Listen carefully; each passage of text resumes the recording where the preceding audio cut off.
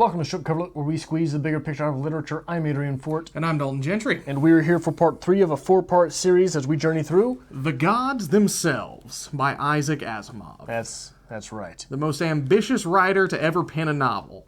To ever pen 1,000 novels. My God, man. Because you know what? Instead of writing one book, let's write 3. Because even Stephen King needs to feel bad about himself once in a while, right? Ambitious man, that Yep. Asimov. Ambitious. So we are here with the third part, but first, let's get a little bit of wrap-up on what it was that happened. There is a salty scientist perusing the civilization on the surface of the moon. Is it Bronowski? No. Is it Hallam? No. Is it Salty Lamont? No. It is Dr. Benjamin Allen Dennison. Do you believe it? Do you remember him? Me either. But as luck and the plot would have it, Dennison shared his bus to the moon with the soon-to-be-new Moon Commissioner, who recognizes him. I mean, don't we all know at least one radiochemist-turned-male cosmetic salesman's appearance by heart? Conrad Gottstein, the soon-to-be-new Moon Commissioner, and Louise Montez, the soon-to-be-no-longer Moon Commissioner, have a talky-talk about being Moon Commissioner. Turns out not quite former Moon Commissioner Montez is suspicious of the loonies, moonborn people, but he doesn't know what to do about it. Gottstein does. He'll talk to Dennison, of course. Oh yeah, Moon Lady. There's a Moon Lady named Selene, pronounced Selene, and she does not hate Dennison, which surprises her. Also, she was genetically engineered to have intuitions. She's a tourist guide, and she's sleeping with a guy named Baron Neville, who is an important moon guy. He also wants Moon Lady Selene to keep an eye on Dennison. Probably he is a lipstick enthusiast. Also, she intuited a machine called the Pionizer, which counterintuitively has nothing to do with peanut butter pies, after sex one night that could revolutionize moon life. The machine, not the sex. Probably. Baron wants a pump of his own, which, yes, is an awkward transition, you're welcome, but with an energy source like the pump, the loonies would not be married to the moon surface. Baron's pump will actually counter the harmful effects of the Earth's pump, hooray, but there are other physics and consequences. By leveraging those other physics and consequences, Baron Neville will divorce the moon from Earth's orbit. Enter Moon Lady Selene. The moon people have outvoted Baron, but they will join forces and build space stations for people who wish to defect from the influence of Earth. Like Magneto. Frito. Selene and Ben go hubba hubba hubba hubba ahooga.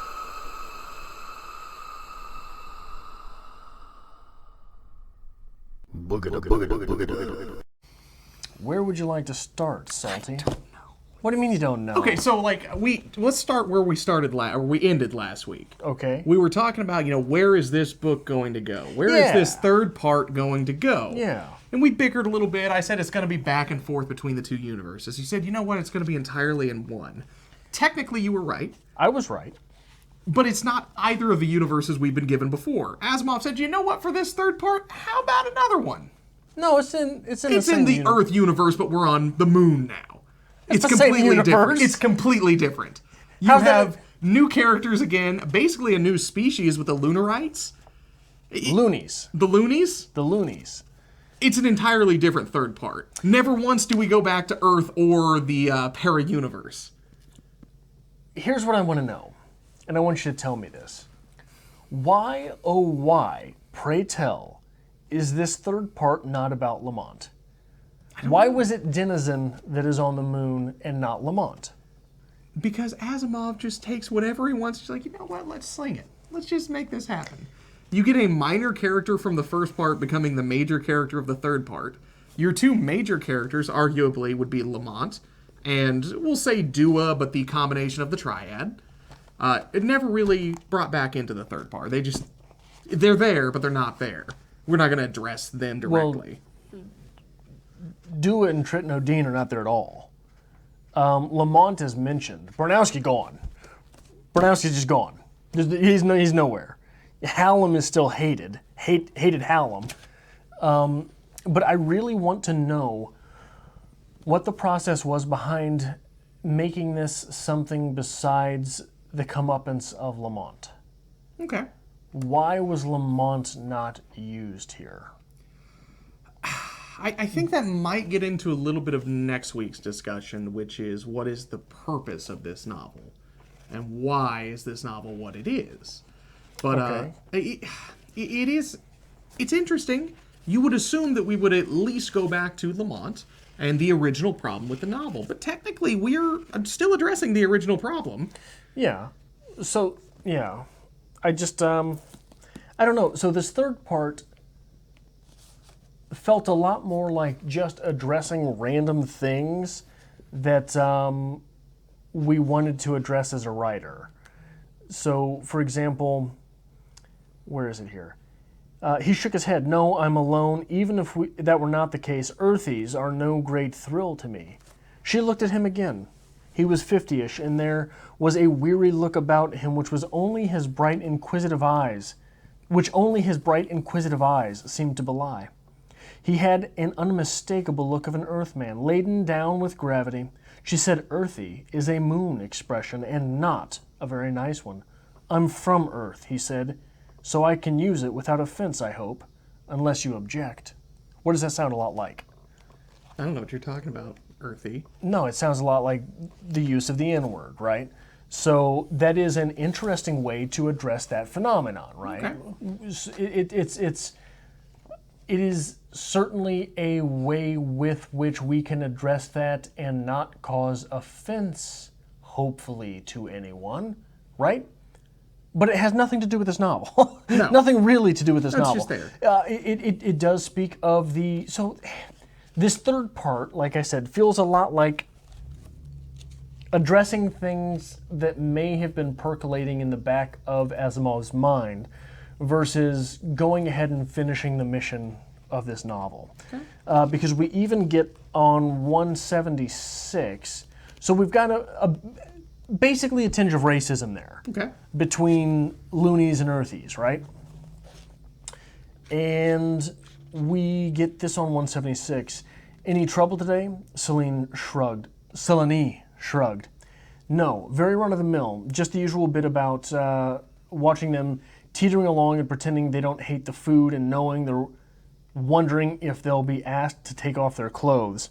I shouldn't be surprised. Disgusting possibility. Are you taking up prudery? He brought the 2 small cups of coffee to the table. In this case, prudery is required.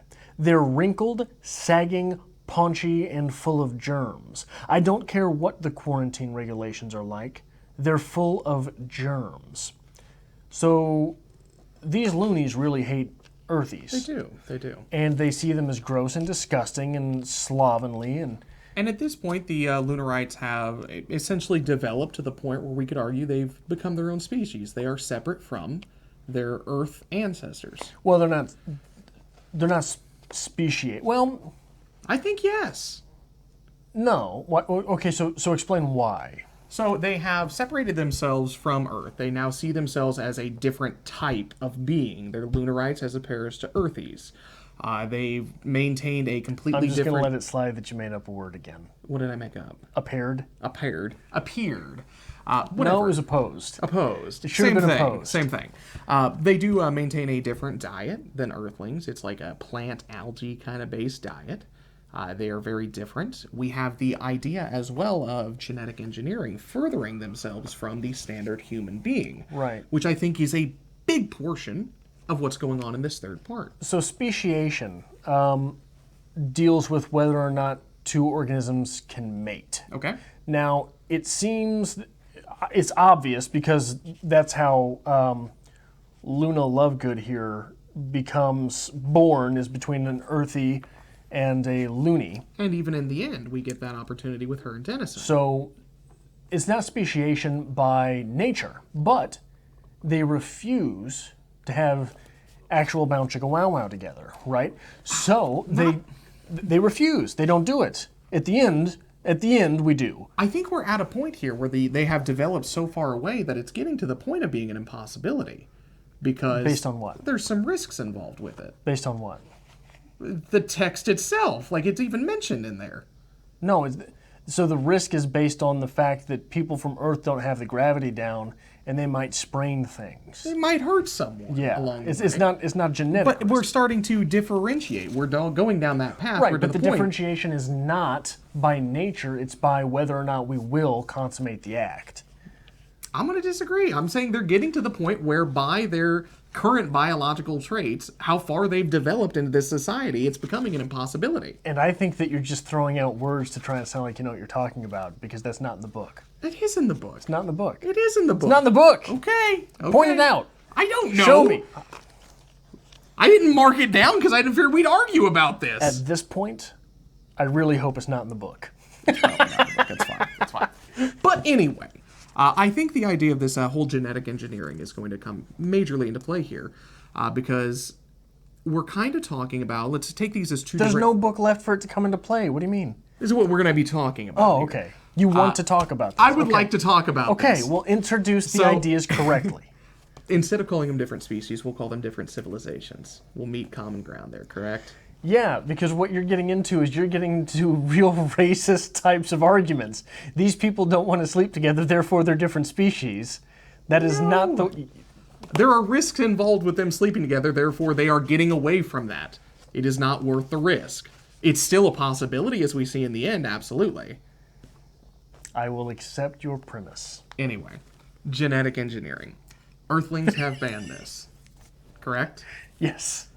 Lunarites are wanting to pursue this. This is going to further them away from their Earthlings. Not wanting to, they downright do it. They do it, but it is still an illegal act. They do it so they don't have to do it. So at this point, we're looking at two different civilizations, and the Earth is basically attempting to police the Moon.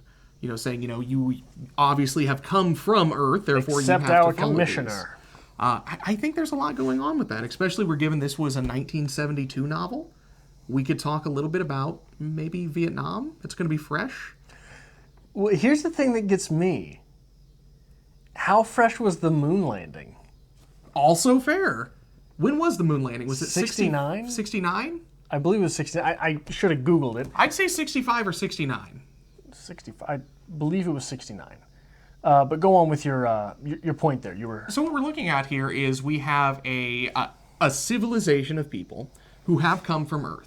But at this point, they are so far removed from their earthly, you know, ancestry, no one really, you know, accepts that they're from Earth. You are born on the moon. You are now a Lunarite. And at this point, they are still basically following these, as they see them, archaic laws from the Earthlings, banning this genetic engineering. So why should we still be upholding these, you know, laws of our ancestry when we are now a completely different civilization? It seems like, you know, this whole global policing idea, if we're looking at here. Let's take the United States going into a country and basically taking over, you know, giving them democracy, the great gift of democracy. I think that's kind of what we're addressing with this here. A little far-fetched, because we're dealing with the Earth and the Moon, but I think it's very similar. July 20th, 1969 was the moon landing. But here's, so on that point, page 184, this is Montez and, oh boy, I'm blanking on his name, the new commissioner talking about the moon peoples. The Moon peoples. That's too dramatic. They're sort of saying, you know, what are they doing? Are they going to revolt? I don't think so. The Earth has retreated. Mankind has retreated everywhere but on the moon. The lunar colony is man's frontier, not just physically, but psychologically too. Here's a world that doesn't have a web of life to disrupt. That doesn't have a complex environment and delicate balance to upset. Everything on the moon that is of any use is man-made, to man, of any use to man is man-made.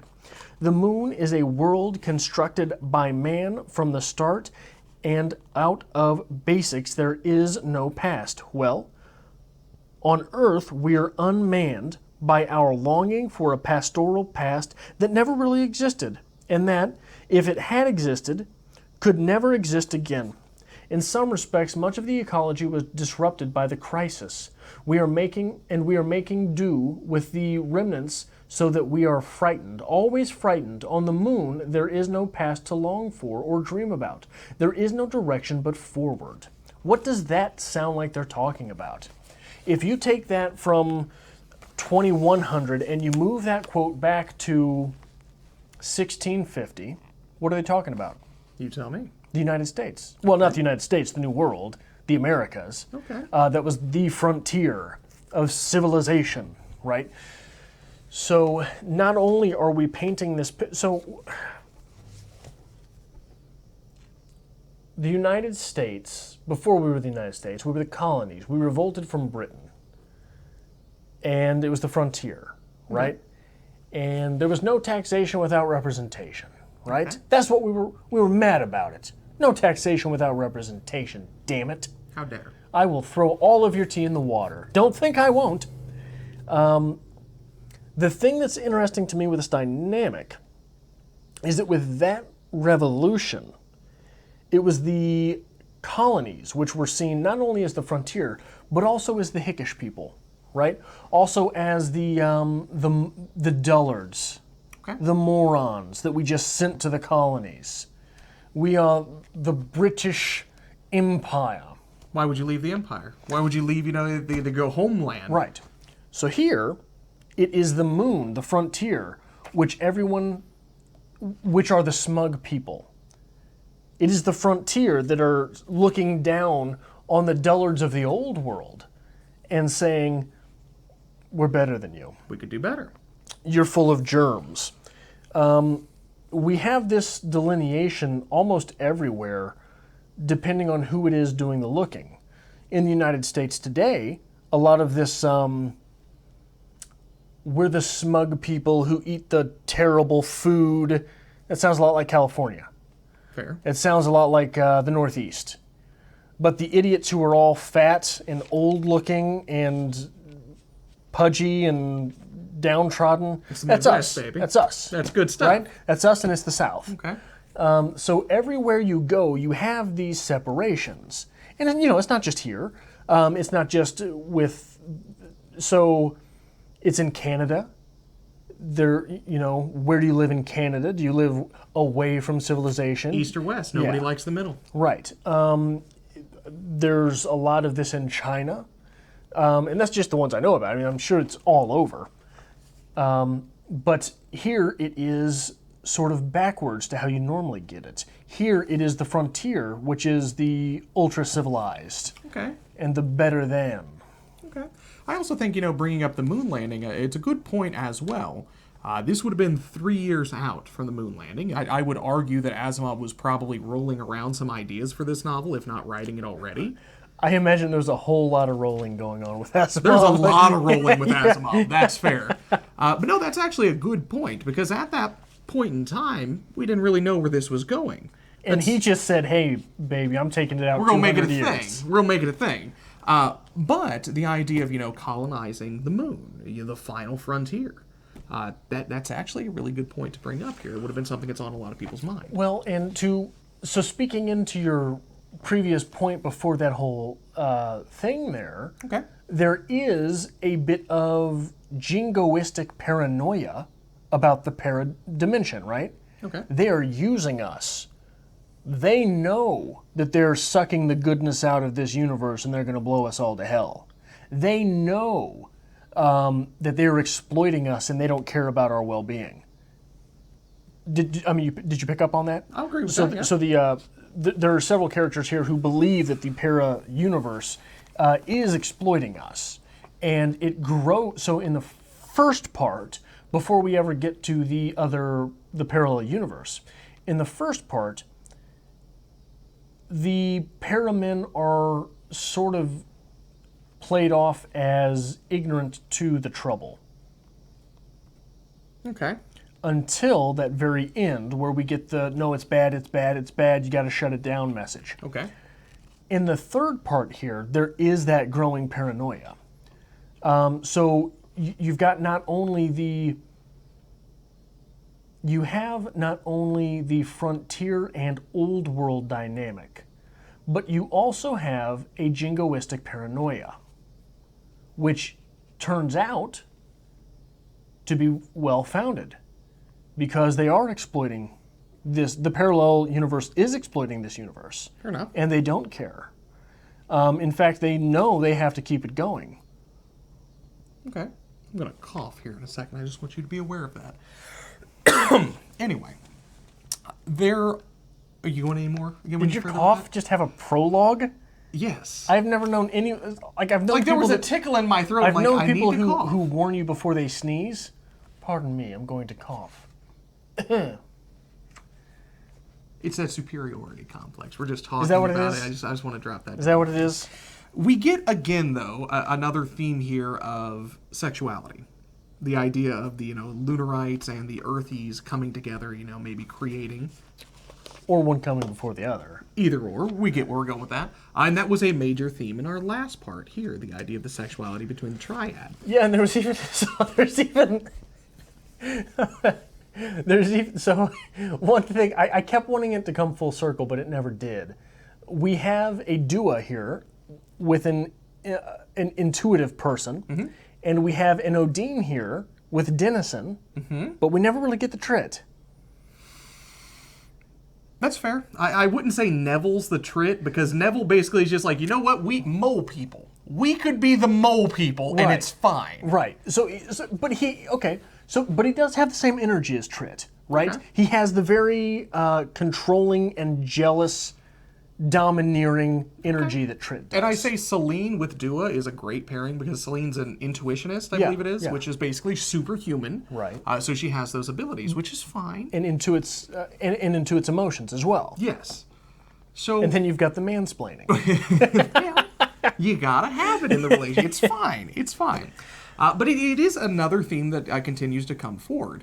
And when we get down to it, I think, and just maybe I'm leading a bit too far into next week here, this is a novel about survival. It's a survivalist novel. In its base form, human sexuality, Lunarite sexuality, whatever you want to call the triad sexuality, they're just trying to survive. They're trying to further their species, they're trying to do better, and they're trying to get by. And I think Asimov's golden here because everything comes back to it. It's all science, baby. Through science, we Don't can steal survive. my baby. Don't steal my baby. I did. I stole it. And it's only through uninhibited science that we can survive. Because when, people start playing with it, they get their emotions attached to it, the politicians are involved, that's when things go wonky. But when we are given the ability to create and create freely, that's how we further ourselves. It just makes me wonder if maybe that's why we don't get the return of Lamont or Bronowski. It's like Asimov penned that first part, wrote the second part, and started the third part, and was like, you know what, man? That first part was a real sausage fest. We need some spice. There was no sexing going on. Okay. You know what I mean? See, I always imagine we didn't bring Bronowski back. Because is it Bronowski? Bronowski back because Right. Let's be honest, he's a linguist. At this point, he's out of a job, so he's well, hard to track down. Which is ironic because in my head it was you. Oh, really? Yeah, That's fair. In my head it was you. That's fair. You could be a Bronowski. Yeah, I figured out the Etruscan. Bravo. You could be a Bronowski. I'm okay with that. What else you got with this? 218. You mustn't neglect your periodic checks on heartbeat, blood pressure, and so on. This is the old commissioner talking to the new commissioner. The gravity change isn't introducing too much of a strain. I've been amply warned of that. Or no, this is Denizen, I guess, because he's talking about immigrating. I've been amply warned of that, said Dennison with distaste. In fact, I have fixed appointments for this next month. And pills. This is the introduction of mortality. Okay. This is the introduction of mortality to this section. You have mortality. This is individual mortality. You have mortality in the second part with Dua. You only have mortality on a grand scale in the first part. That's very fair. So it sort of, going back to the point that we just made, that the first part was also just a sausage fest, does the introduction of sex force the introduction of mortality? I mean, I would argue it's possible, absolutely. Again, I'm looking around at all the people I used to know that have kids now, and I am so much more sprightly than they are. That's fair. That's fair. They're Kids make you worn old. down.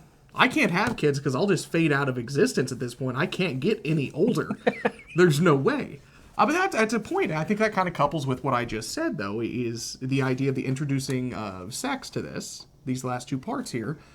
That's how you further your species. So it is a comment on mortality, absolutely.